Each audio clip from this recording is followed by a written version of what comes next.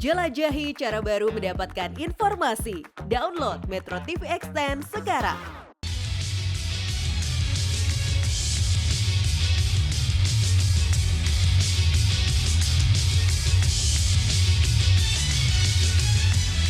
Selamat malam pemirsa, target pemerintah untuk memberikan subsidi bagi penjualan 200.000 sepeda motor listrik tahun 2023 ini rupanya sulit ngegas. Sejak diluncurkan di bulan Maret 2023, peminatnya ternyata baru di kisaran 1.000 orang. Bahkan realisasi penyaluran subsidinya masih di bawah 50 orang. Artinya target baru mencapai 0,5% sampai bulan Juli. Persyaratan yang sulit menjadi penyebab seretnya penyaluran subsidi motor listrik ini. Syaratnya antara lain adalah harus penerima kredit usaha rakyat atau KUR, atau penerima bantuan produktif usaha mikro, atau penerima bantuan subsidi upah, atau penerima bantuan subsidi listrik dengan kapasitas listrik atau daya listrik 450 sampai 900 watt. Jadi walaupun Anda berpenghasilan pas-pasan, tapi bukan salah satu yang masuk kriteria tadi, jangan berharap bisa mendapatkan subsidi yang nilainya 7 juta rupiah per motor. Padahal pemerintah ingin sekali mempercepat penggunaan dan pertumbuhan industri kendaraan listrik ini. Targetnya 15 juta motor listrik sudah bisa warawiri di tahun 2030 atau sekitar 10% dari populasi total sepeda motor. Lalu apa saja yang harus dilakukan untuk mencapai target ini? Bersama saya Leonard Samosir, pemirsa, inilah Economic Challenges dalam episode Sepi Peminat Subsidi Motor Listrik.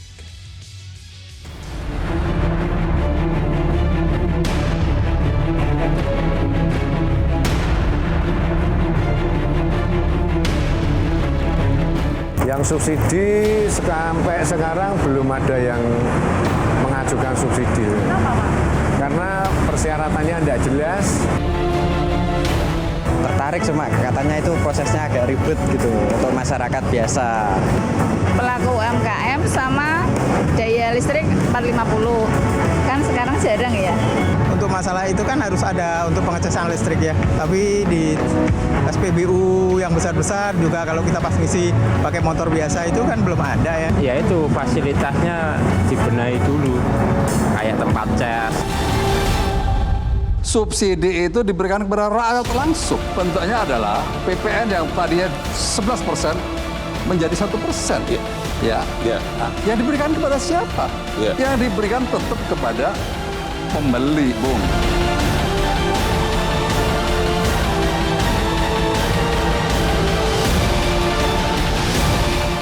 Ingin membangun ekosistem besar, end to end, dari hulu sampai hilir.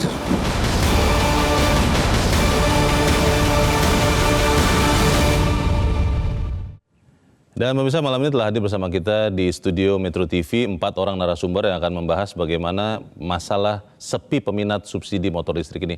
Yang pertama adalah Deputi Bidang Koordinasi Infrastruktur dan Transportasi Kementerian Koordinator Kemaritiman dan Investasi, Rahmat Kaimudin. Mas Rahmat, selamat malam. Malam, Mas Rahmat. Kemudian juga telah hadir bersama kita Wakil Ketua Komisi 7 DPR RI yang membawahi bidang energi salah satunya, Maman Abdurrahman. Kang Maman, selamat malam. Selamat malam, Mas. Sehat-sehat? Alhamdulillah sehat. Kita juga telah mendapat kehormatan kehadiran pengurus Asosiasi Industri Sepeda Motor Listrik Indonesia atau sering disebut AISMOLI, Martin Sentosa. Mas Martin, selamat malam. Malam.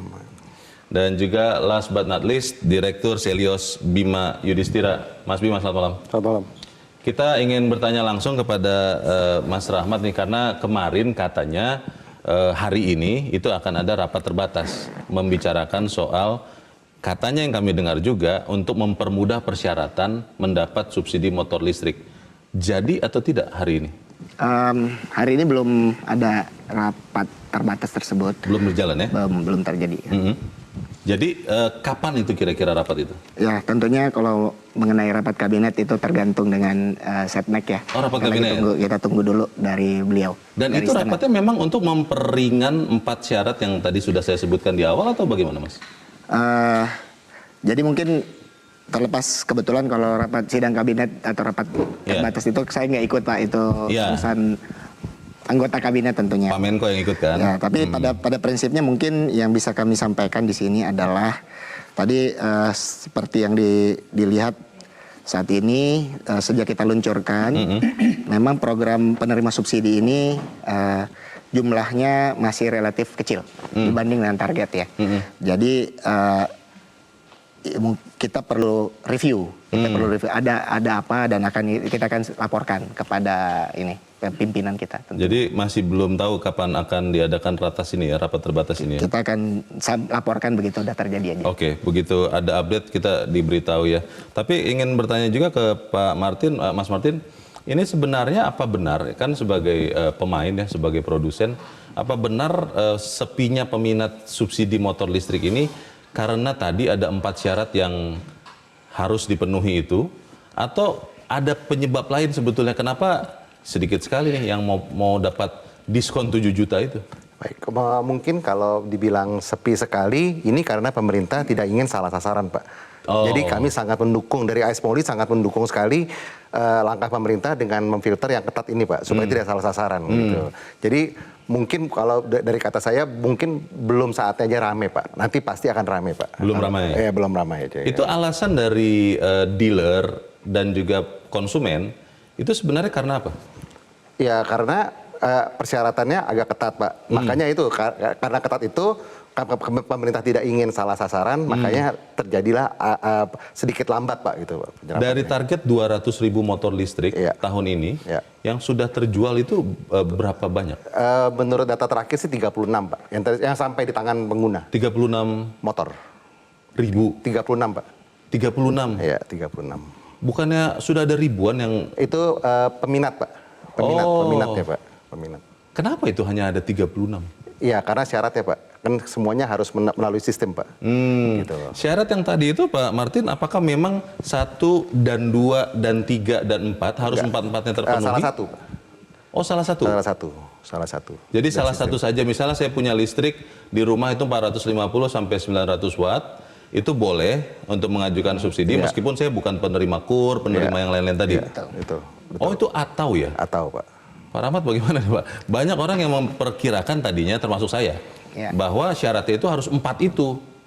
Bagaimana Pak? Ya, sebenarnya dari awal kita sudah menyampaikan ya, dalam berbagai acara dan juga tentunya di sumber utamanya yaitu di Sisapira website, syarat penerimanya. Dan Sisapira itu sudah, apa sih Mas? Boleh dijelaskan juga? Kita tahu tapi mungkin banyak pemirsa yang tidak tahu apa itu Sisapira. Jadi Sisapira itu sistem dari Kementerian Perindustrian yang disitulah menjelaskan syarat-syaratnya, termasuk juga motor-motor apa yang memenuhi syarat bisa dibeli TKDN 40%. Itu di internet ya? Bisa diakses masyarakat umum? Sisapira.id. Sisapira.id. Betul. Oke. Lihat di situ. Lihat di situ. Bahkan juga angka-angka tadi yang 1000 dan sebagainya itu kita juga laporkan di situ untuk transparansi. Jadi mungkin sedikit update ya.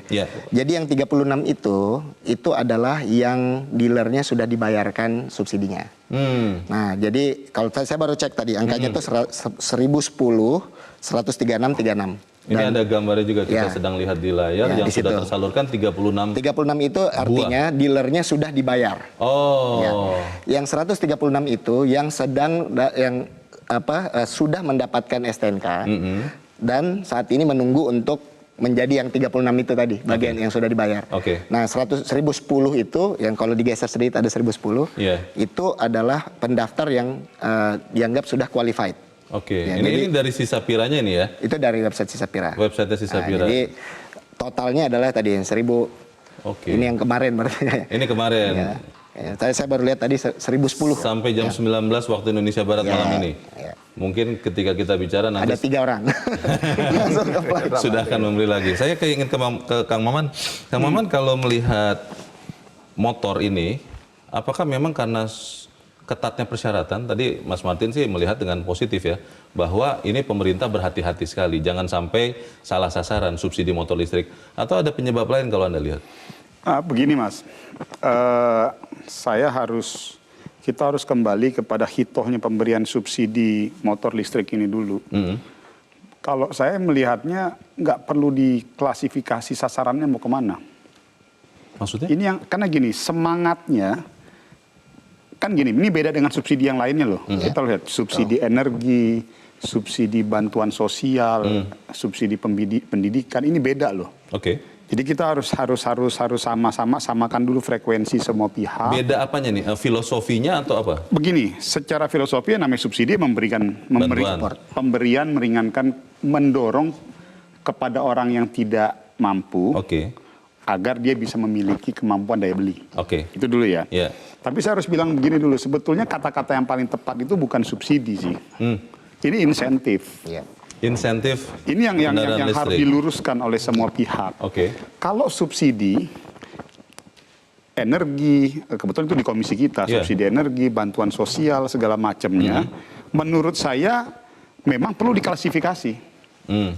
Tapi kalau yang insentif terhadap pembeli motor listrik, ini kan cuma insentif sementara dalam rangka untuk membangun ekosistem. Mempercepat agar publik ataupun Indonesia sudah mulai masuk ke dalam era yang dulunya fossil fuel menuju ke non fossil fuel. Jadi makanya ini sebetulnya salah diksi dari awal. Kalau saya boleh mengkritisi hari ini, kita harus merubah menjadi insentif. Karena pada saat kita sebut subsidi, akhirnya nanti persepsi publik seakan-akan hari ini, kok orang yang beli motor itu kan orang yang mampu. Kenapa sih disubsidi? Nah begitu loh.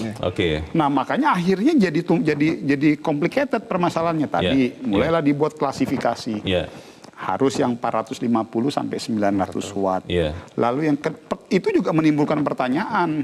Emangnya orang 450 sampai 900 watt dia bisa ngecas motor itu? Karena ini motor listrik ya. Motor listrik. Lalu yang kedua ngecasnya nanti di orang SPKL yang gitu ya segala macamnya. Lalu yang tadi ada apa lagi tadi tuh? Bantuan usaha produktif segala macam. Nah ini yang harus diluruskan. Kalau dalam forum ini maka kenapa tadi saya langsung pengen datang, saya mau luruskan itu harus dirubah. Ini bukan subsidi.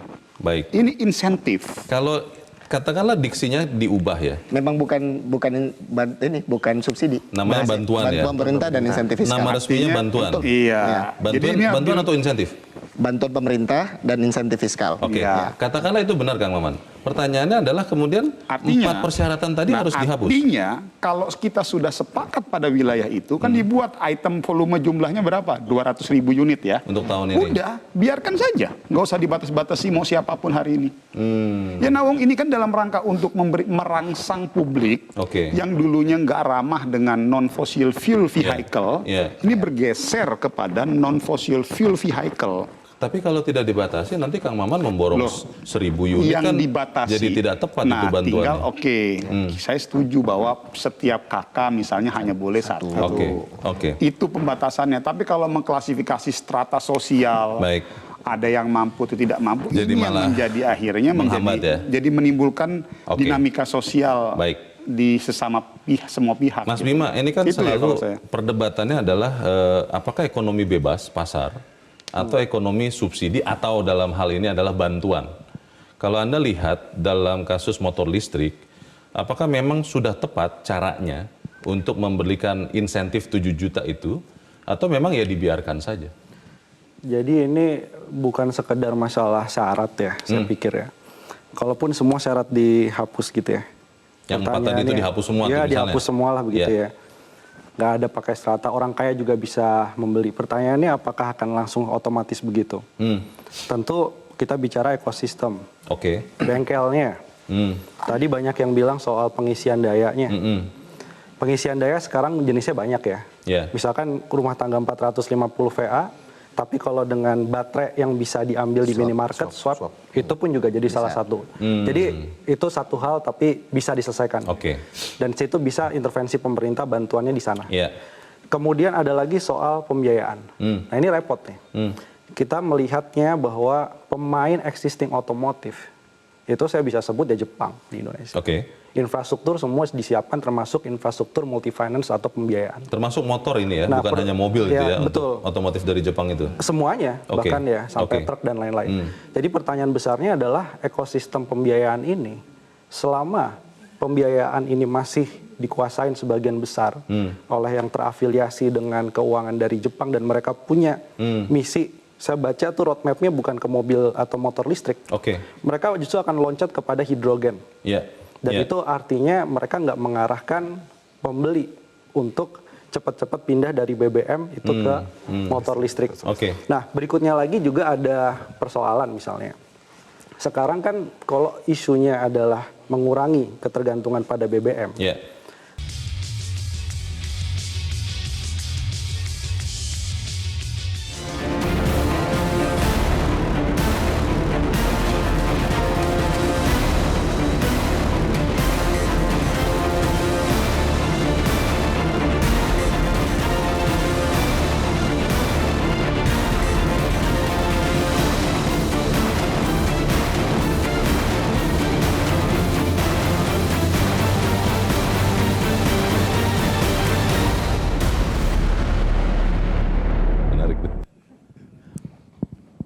Terima kasih Anda masih bersama kami di Economic Challenges. Kita masih membicarakan soal subsidi motor listrik yang ternyata masih sepi peminat.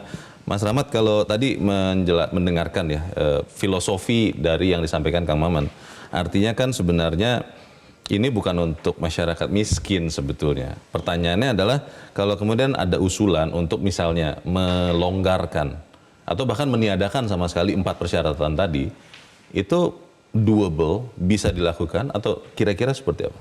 Ya, jadi pada prinsipnya memang bantuan ini dilakukan sebenarnya untuk mendorong transformasi industri dan transformasi perilaku sebenarnya. Supaya kita bisa shifting ke istilahnya new energy vehicle ya.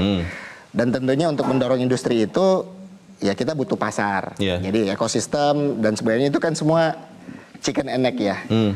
Charging sebenarnya kita udah punya banyak chargers, cuma bentuknya colokan di rumah gitu misalnya. Yang satu hal yang memang belum waktu itu belum kita lakukan adalah mendorong ini. Nah, kenapa kita mulai dengan adanya mungkin dibilang ada kriteria ya. Jadi ini karena terus terang kriteria ini di negara-negara lain itu memang nggak ada.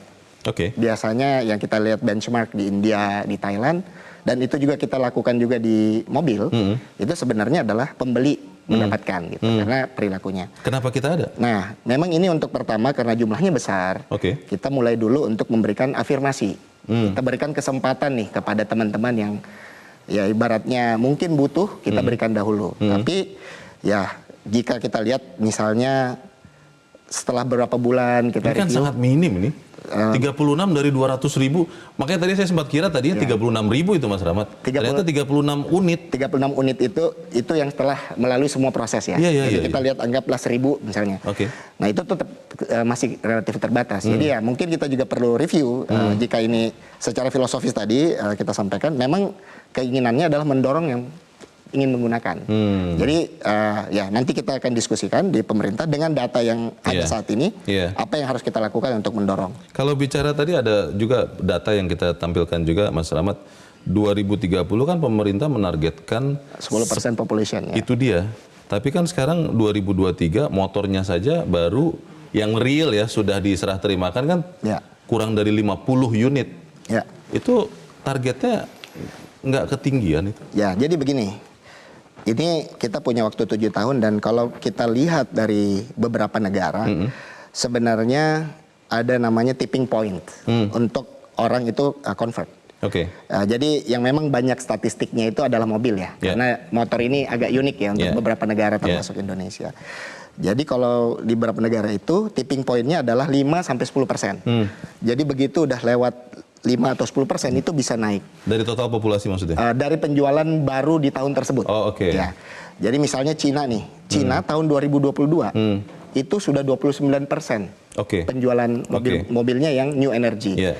Tahun 2021 itu 15. Baik. Nah, kalau kita ingin dapat 10% population di 2030, sebenarnya kita punya target itu harus 50%. Nah, jadi sekarang tinggal kita dorong supaya kita bisa lewat ke tipping point-nya. Nah, harapan kita di tipping point dengan bantuan pemerintah dan insentif ini, 2-3 tahun ini kita coba kejar supaya kita bisa dapat itu. Mas Martin, kalau kemudian 4 syarat tadi itu dihilangkan sama sekali, seperti usulan Kang Maman tadi, setuju dong? Saya setuju. Setuju. Berarti pemerintah jadi tidak berhati-hati?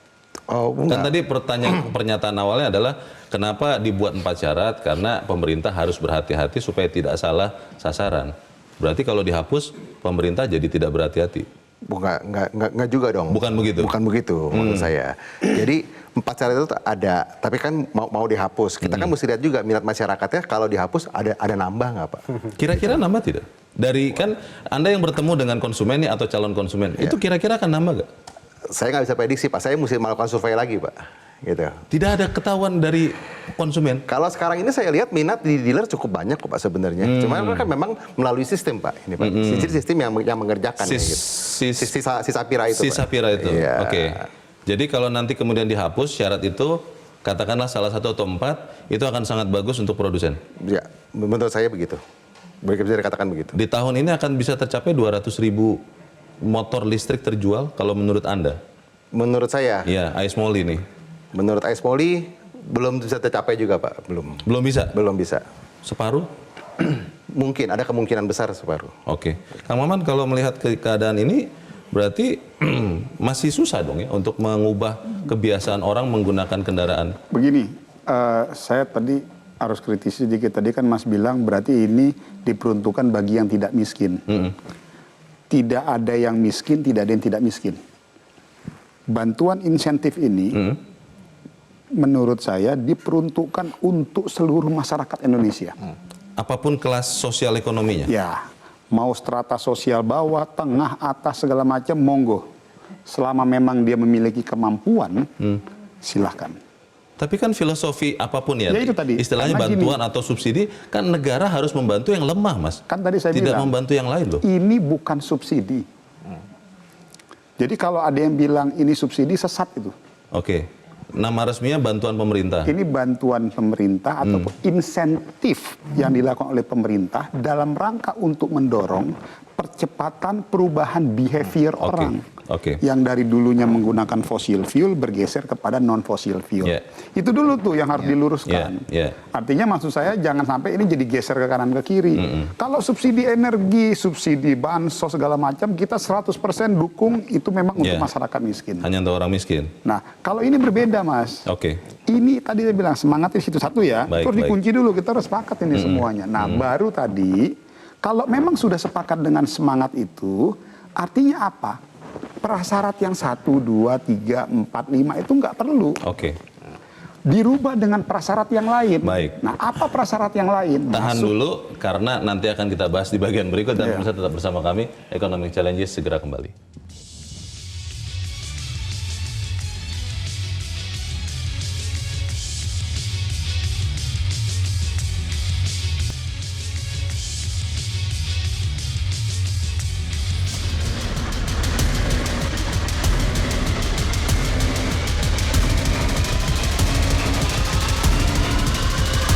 Subsidi itu diberikan kepada rakyat langsung. Yang diberikan kepada siapa?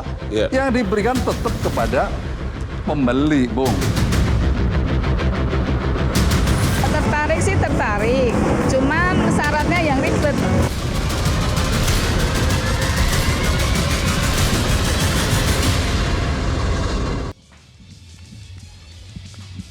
Terima kasih Anda masih bersama kami di Economic Challenges. Pemirsa, kita masih membicarakan soal subsidi motor listrik yang kelihatannya masih sepi sampai sekarang. Mas Bima, kalau kita lihat pemerintah kan memberikan subsidi untuk kendaraan listrik itu berbarengan ya, motor dan mobil. Dan kalau kita melihat faktanya, mobil listrik itu jauh lebih cepat penjualan dan segala macamnya. Masalahnya di mana ya? Karena kan sebetulnya logikanya motor kan lebih murah, lebih mudah harusnya. Bagaimana Mas? Ya masalahnya statement Pak Muldoko itu. Statement yang mana? Yang tadi itu? Untuk rakyat. Maksudnya? Kemudian syarat-syaratnya itu ada kurs. Saya juga nggak ngerti lah yang bikin syarat itu apa landasannya gitu ya. Apa hubungannya motor listrik sama penerima kredit usaha rakyat? Kalau memang untuk rakyat yang prasejahtera, masyarakat berpendapatan rendah, pakai DTKS kan selesai. Gitu. Berarti ini kan artinya apa nih? Sampai 36 yang baru tersalurkan gitu ya. Ini artinya ada masalah satu sama pendataan. Jadi di antara pemerintah, Kementerian Perindustrian, kemudian Kementerian Keuangan, tempat ACC, insentif ya, bukan subsidi. Itu juga masih bingung soal data. Ya kan? Sehingga data mana yang bisa dipegang, syaratnya sampai 4 tadi.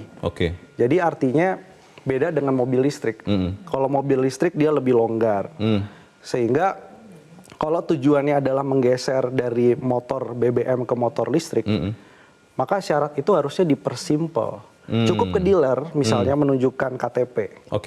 ya, kemudian NIK-nya ada di situ, alamatnya jelas, by name, by address, udah bisa, tinggal nanti diurus sama dealer nih leasingnya di sini, selesai gitu. Jadi ini yang memperumit, sebenarnya yang bikin awalnya ini adalah dari pemerintah sendiri gitu.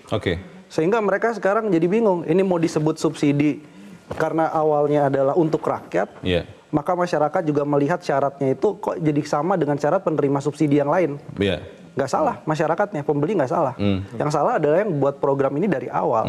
Nah gitu, jadi kalau tujuannya itu tolong deh rubah syarat-syarat yang rumit tadi lebih simpel, lebih sederhana gitu ya. Sama satu lagi titip soal masalah pembiayaan. Bank-bank BUMN punya anak usaha leasing, multi finance itu suruh support untuk pembiayaan motor listrik kalau serius.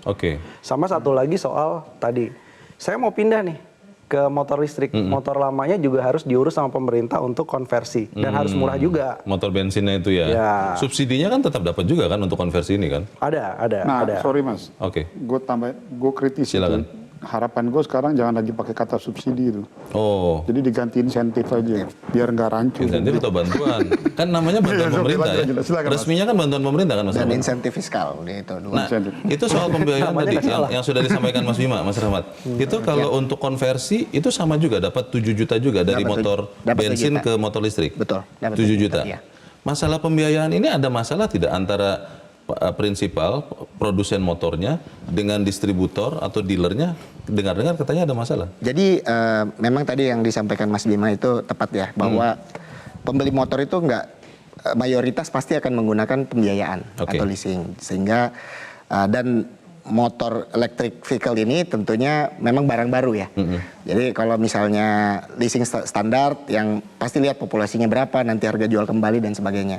Jadi memang perlu dukungan. Nah ini terus terang kita sesuai dengan tadi sarannya Mas Bima, Himbara itu sudah beraksi sebenarnya. Kita leasing Himbara itu udah buat, bahkan DP 0%, punya DP 0% program untuk EV. Maksudnya bagaimana tuh? Teknisnya gimana? Jadi kalau misalnya mau beli EV, motor listrik, datang ke dealer-dealer, kayaknya beberapa produsen udah kerjasama, itu akan dapat bisa dapat financing.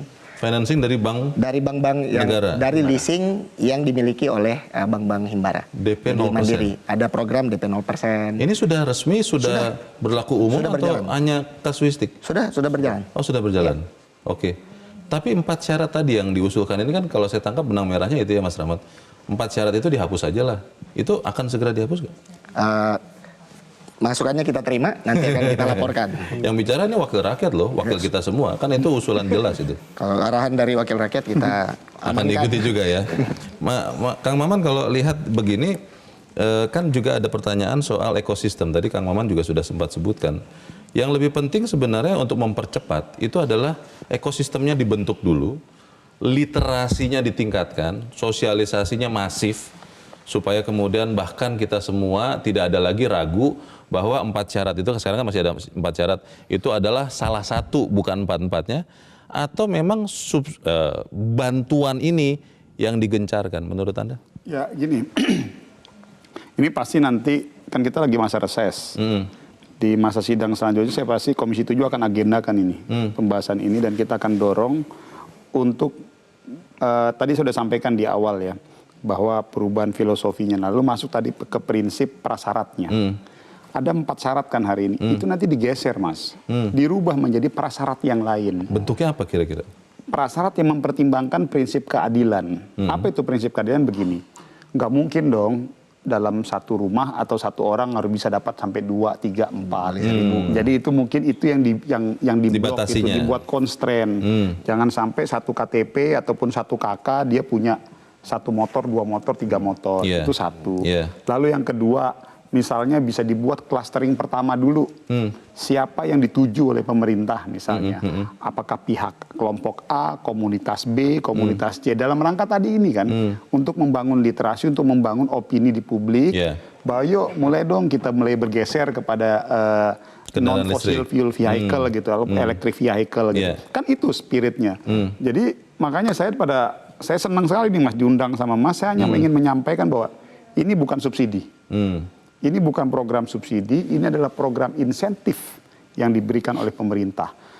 Kalau misalnya ada yang komplain, kenapa kok di tengah kondisi, loh Saya yakin kalau dijelaskan seperti ini, publik nggak akan ada yang bereaksi. Kenapa? Karena program subsidi nggak ada yang dikurangi. Subsidi energi, bantuan sosial, semua segala macam itu, bansos segala macam berjalan kok. Kecuali kalau mereka jadi terkurangi, ini baru masalah. Itu baru boleh kita komplain, karena artinya ini dua klaster yang berbeda. Nah, sekarang Mas, kalau dengan kondisi sekarang, akhir kan jadi komplikasi itu. Kenapa? Karena tadi seperti disampaikan oleh Mas Bima, pemerintah hari ini punya satu problem klasik yang memang belum bisa diselesaikan. Apa itu? Data yang tersentralisasi. Data orang miskin, data orang yang tidak mampu. Jadi akhirnya bergeser dari substansi semangatnya gitu loh. Jadi semangat kita ini kan bukan mau membantu orang nggak mampu. Makanya wajar kalau ada yang marah-marah, ada yang bereaksi. Kenapa kok ini kan subsidi untuk orang nggak mampu? Lah orang yang mau pakai motor kan orang yang mampu. Ya memang tujuannya bukan untuk orang yang mampu kok. Beda ya, ini kan bukan subsidi. Ini bantuan tadi ya. Ini bantuan atau insentif yang diberikan oleh pemerintah. Nama resminya bantuan pemerintah, tertulis di situsnya. Ya itulah, saya pikir makanya ini yang harus direview. Kalau saya lebih setuju menggunakan kata insentif. Baik. Mas ini Rahmat, adalah insentif yang diberikan oleh pemerintah. Mas Rahmat, ini bantuan ini rencananya sampai tahun kapan? Saat ini yang kita sampaikan, budgetkan, itu sampai 2024. Akhir 2024? Akhir 2024. Itu yang 7 triliun ya kalau tidak salah? 7 triliun untuk 1 juta motor, di mana di situ kita bagi dua, jadi 800.000 untuk baru dan 200.000 untuk konversi. Jadi selesai dari 2024 kita lihat lagi nanti? Ya itu nanti. Karena pemerintahan juga akan berganti. Saya bertanya ini karena saya ingin bertanya ke Mas Martin, kalau sekarang saja diberi bantuan oleh pemerintah, yang laku ini atau yang sudah diserah terima ini kurang dari 50 unit dari target 200.000. Kalau nanti di akhir tahun depan ternyata tidak dibantu lagi oleh pemerintah, Anda melihatnya ini akan bisa meningkat tidak penjualan motor listrik ini? Ini Anda kan sebagai pebisnis kan by nature adalah orang-orang tangguh begitu kan, dibantu atau tidak harusnya survive. Bagaimana Mas Martin? Kalau kami kembali melihat lagi pemerintah nanti akan mendukung kami dalam hal apa gitu loh. Seperti kan sekarang pemerintah juga udah mendukung BUMN ya, kendaraan operasional harus listrik. Itu kan ada sedikit pembantuan pemerintah lagi. Iya. Tapi itu mobil ya? Motor. Oh motor. Dua-duanya. Jadi 35 tadi itu termasuk itu bukan? Bukan. Yang sudah serah terima tadi itu? Belum. Oh itu di luar itu? Di luar itu. Gitu. Jadi itu akan tetap bisa membuat penjualan motor listriknya meningkat naik, begitu? Pasti naik. Dan juga kita ada dibantu dengan, kita kan di Ice Molly juga ada konversi. Nah konversi itu kan juga nanti peminatnya juga banyak. Faktanya sekarang berapa yang sudah konversi? Konversi baru mulai kick off di minggu ini Pak. Baru kick off minggu ini? Iya, kick off minggu ini. Tapi sudah ada yang masuk ke... data dari salah satu anggota kami sudah hampir 1.000 orang. 1.000 motor? 1.000 motor yang akan dikonversi ke motor listrik? Iya. Dan itu subsidinya 7 juta? Iya, betul. 7 atau 5? 7 juta ya? 7 juta. Sama. Jadi Anda tetap optimis walaupun sekarang masih kurang dari 1.000 dan tahun depan tidak ada lagi bantuan pemerintah, katakan begitu, penjualan motor listrik akan tetap bagus? Tetap bagus. Mas Bima yakin tidak itu? Agak ragu ya. Ragu ya? Ya gini, masalahnya gini. Satu ekosistem tadi oke lah, syarat katakanlah dihapus. Tapi ada juga isu misalnya kondisi ekonomi makro. Ya, leasing kan DP 0% bunganya juga berapa? Biasanya ngetoknya di bunga tuh ya, kalau DP-nya 0%? Ya, kan? sebenarnya DP 0% dulu juga pernah dicoba di mobil dan motor BBM juga ya, kalau pernah dicoba. Jadi bukan hal yang baru. Nah tapi masalahnya juga soal bunga. Ada beberapa yang sensitif, ada beberapa yang enggak. Kalau menengah atas sih konsumennya mungkin bunga itu another issue lah. Tapi bagi masyarakat yang menengah bawah, motor populasinya banyak di menengah bawah nih. Nah itu sensitif juga soal masalah bunga. Nah kemudian selain bunga juga ya kita nggak tahu nih uncertainty politik 2024 ada pengaruh nggak nih? Nah kenapa ya ada pengaruhnya juga gitu. Kemudian yang berikutnya lagi juga saya pikir ada variabel tadi. Kenapa sih pemain otomotif yang besar dan dominasi ini belum masuk juga gitu?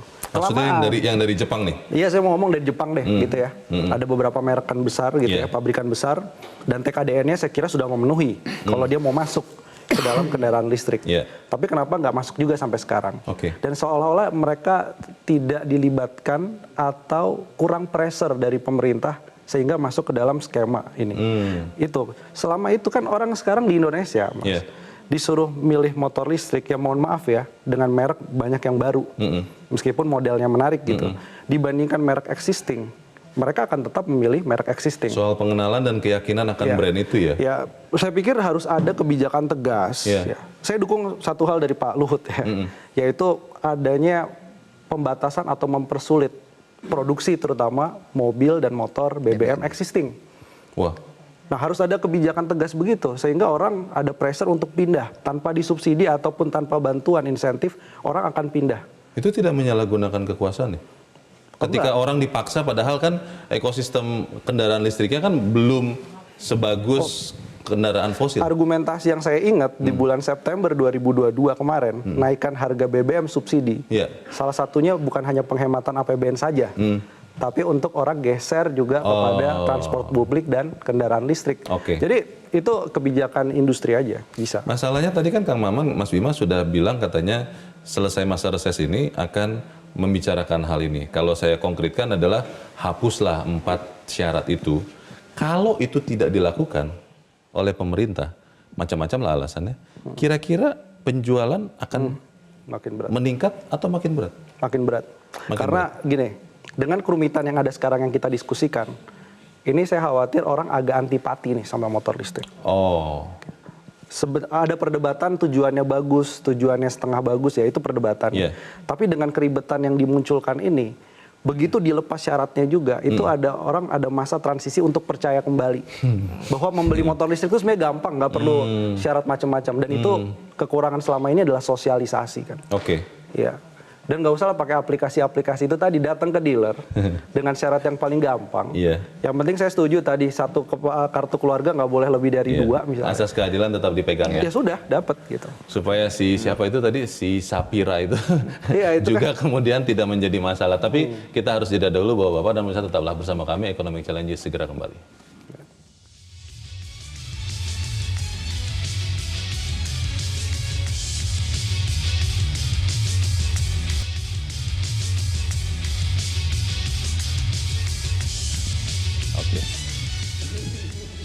Terima kasih Anda masih bersama kami di Economic Challenges dan kita ada di bagian akhir diskusi kita malam ini. Mas Rahmat, kalau tadi mendengarkan kita semua ya berdiskusi, ini kan sebenarnya tujuannya baik, tapi caranya kelihatannya jadi terlalu berhati-hati. Nah, kehati-hatian itu tetap harus dijaga, tapi harus dipermudah untuk mempercepat juga terciptanya ekosistem motor listrik. Kira-kira dalam waktu yang tidak lama lagi, kalau tadi Kang Maman kan mengatakan selesai reses akan bicara dengan pemerintah, itu bisa atau tidak dilakukan penyederhanaan persyaratan untuk pembeli motor listrik?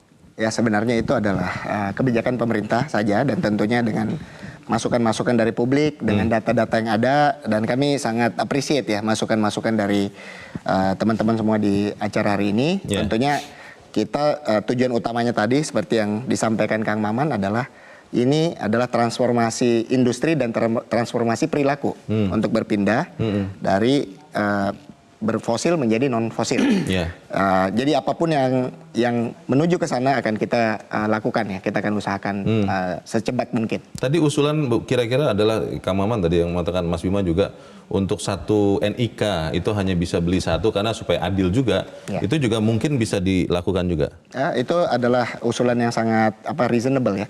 Jadi memang ya tadi nggak mungkin satu orang bisa beli 1000 motor misalnya. Jadi kita harus lihat yang wajar, misalnya dia punya 1 atau suami istri 2 atau 1 KTP 1 misalnya dan sebagainya. Itu pembatasan karena jangan sampai subsidinya ke WNA gitu kan misalnya. Itu juga perlu kita pertimbangkan. Nanti akan kita rumuskan bersama untuk memastikan keadilan tadi tetap terjaga. Baik, Kang Maman yakin ya setelah reses nanti akan langsung bicara ini? Oh iya pasti, karena kan gini, ini kan udah menjadi isu publik ya. Dan saya pikir apalagi ini juga di tupoksi kita di Komisi 7. Karena bidang perindustrian dan energi kan ada di Komisi 7. Dan dalam setiap proses pembahasan kebijakan energi ataupun subsidi energi itu memang ranahnya kita di Komisi 7. Artinya kami dari sisi Komisi 7 berkepentingan juga untuk menyelesaikan polemik ini. Karena kita meyakini ini semangatnya bagus, Mas. Ini sebuah terobosan, ini sebuah langkah, dan bukan hanya di Indonesia kok yang melakukan ini. Jadi hampir merata di seluruh dunia melakukan langkah-langkah ini ataupun memberikan insentif-insentif untuk segera mempercepat pergeseran ataupun tergantinya behavior perilaku manusia yang tadi dari yang fossil fuel menjadi EV vehicle. Artinya jangan sampai sebuah semangat yang sudah bagus tapi implementasinya kurang tepat, akhirnya diterjemahkan oleh publik menjadi sebuah program yang tidak baik. Jadi gitu loh. Ini yang harus kita luruskan gitu loh. Karena melalui percepatan realisasi program ini sebetulnya masyarakat juga bisa mendapatkan kemanfaatan yang luar biasa loh. Karena kalau kita mau komparasi antara electric vehicle dengan fossil vehicle, jauh lebih praktis memang electric vehicle.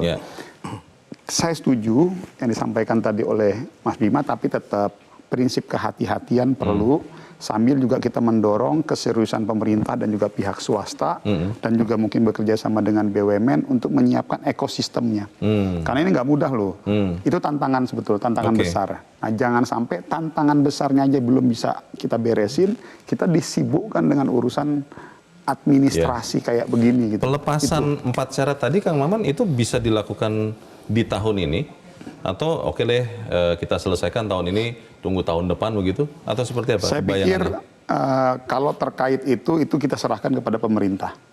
Yang terpenting secara prinsip setuju nggak dulu kalau pemerintah kembali kepada hitoh semangat dari program ini dulu.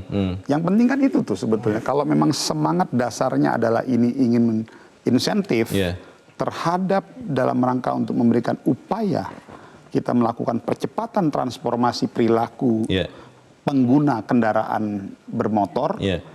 Kalau memang kita sepakat di situ, menurut saya itu menjadi mudah. Nah, yang terpenting itu harus ada penyamaan itu dulu, Mas. Kalau itu nggak sama, repot nanti. Karena ini kan udah terlanjur dikonsumsi oleh publik ini. Jadi akhirnya orang udah macam-macam, kekhawatiran, bingung. Ini gimana sih? Mempertanyakan, kok kita ada lagi kayak gitu-gitu, Mas. Jadi ini yang mungkin menurut saya perlu diluruskan. Mas Martin, kalau melihat soal syarat yang 4 itu saja, kan masih banyak orang yang juga masih mengira bahwa 4-4-nya harus terpenuhi baru bisa masuk. Kalau saya sebagai wartawan melihat sosialisasinya kelihatannya kurang nih soal motor listrik ini. Iya atau tidak kalau Anda sebagai prinsipal melihatnya atau pabrikan motornya? Kami dari prinsipal maupun dari asosiasi juga membantu sosialisasi ini. Mungkin kalau kurang ya kami akan bekerja lebih keras lagi untuk sosialisasinya lewat mana selama ini? Biasanya sih lewat sosial media masing-masing brand. Dan itu bisa 35 yang sudah serah terima itu salah satunya 36. Hasil dari situ? 36, Iya, pasti dari situ. Dan juga di dealer-dealer yang sudah memenuhi TKDN kan ada tulisannya. Gitu. Biasanya ada ya? Ada, pasti ada. Baik. Mas Bima, ini semua niat baik, tapi kan kita bicara ini di tahun yang makin hangat ya. Kang Maman saja habis ini kelihatannya nanti harus konsolidasi juga karena rumahnya kan sedang ramai juga begitu ya. Di tengah hingar-bingar politik ini bisa tidak kemudian motor listrik ini yang tadi kita sudah bicarakan diubah supaya kemudian semangat yang baik ini mencapai sasaran? Jadi itu sebenarnya masyarakat hanya ingin sederhana nih ya. Kalau kita baca adanya motor listrik, satu nggak nambah kemacetan. Artinya populasi motor BBM yang existing bisa berkurang. Yang kedua, yang mahal jangan-jangan baterainya kan? Itu juga ada. Bisa dapat jadi. Bantuan untuk beli barunya. Nanti kalau udah rusak, itu juga perlu dipikirkan tuh skema bantuan untuk baterainya. Termasuk mungkin nanti ada bisnis daur ulang baterai dan lain-lain, recycle ya. Itu harus buangnya bagaimana itu kan harus jelas juga ya. Betul ya. Kemudian juga tentunya semua perubahan-perubahan syarat ini juga harusnya lebih cepat, lebih baik gitu. Sehingga tadi jangan sampai ada trauma lah sama motor listrik. Kalau memang tujuannya menggeser tadi. Yang berikutnya tadi saya pikir inilah, selama pemain yang dominan, kalau bisa bilang market share sekarang 70% lebih lah dikuasai mereka gitu kan. Mereka itu Jepang? Ya Jepang. Pabrikan Jepang? Ya. Jepang itu harus diajak gitu. Apa sih sebenarnya kendala mereka gitu. Kalau itu sampai mereka bergeser juga ikutan motor listrik ya, tentu dengan rantai pasok yang bersih misalnya. Kalau mereka concernnya soal itu, nikelnya bersih, baterainya bersih sampai berpikir daur ulang. itu akan lebih cepat adaptasinya. Momentumnya akan lebih besar ya? Iya, bahkan sebelum 2024. Oke. Jadi kalau pabrikan besarnya nggak bergerak ke arah itu, akan sulit sosialisasi. Singkat saja pertanyaan saya tadi, di tahun politik yang makin ramai ini masih bisa diurusin tidak soal subsidi motor listrik ini? Bisa, karena ini jadi salah satu legacy. Oke. Ini saya pesan juga misalkan di Kementerian Keuangan kan, salah satu bottleneck-nya. Ini sebenarnya kalau jalan akan jadi legacy yang akan diingat. Bahwa ada bantuan insentif fiskal, belanja fiskal, bantu masyarakat untuk transisi ke yang lebih bersih. Misalnya begitu. Oke, berarti nanti Mas Rahmat tolong disampaikan ke Pak Menko, dan Kang Maman juga tolong disampaikan ke rumahnya ya. Rumahnya tahu lah ya mana ya. Kita harus mengakhiri diskusi kita malam ini. Saya berterima kasih Mas Rahmat, Kang Maman, Mas Martin, dan Mas Bima. Dan pemirsa, kendaraan bermotor listrik adalah masa depan dunia. Indonesia tidak boleh tertinggal. Kebijakan harus dilahirkan untuk mendukungnya. Kalau ada kebijakan yang tidak pas, harus segera direvisi agar kita bisa gas lebih cepat lagi. Saya Leonard Samosir berterima kasih untuk Anda yang sudah menyaksikan Economic Challenges malam ini. Selamat malam, sampai jumpa.